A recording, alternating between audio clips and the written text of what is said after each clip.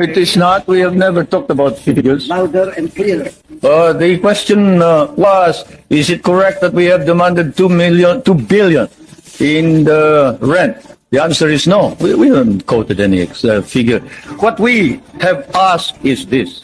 We want a study. What is it that is necessary in order that we can perform our job?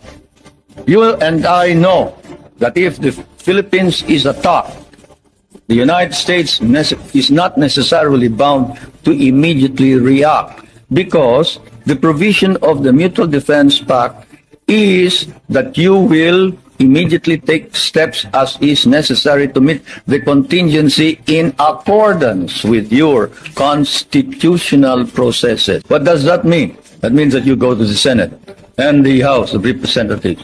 What does that mean? That means delay while we are dying there. For one thing, you haven't exactly paid for what we lost in the last war. If we must make an accounting, 75% of our cities were devastated in the last war. We lost 1 million men. Shall I quote you the statements of Roosevelt and MacArthur that every Carabao will be paid for? Shall I tell you that the veterans who were inducted into the USAF, the United States Armed Forces of the Philippines, of the Far East, your armed forces, were paid only 1/2 the salary of your soldiers? Shall I tell you that we almost turned communists because you refused to recognize us?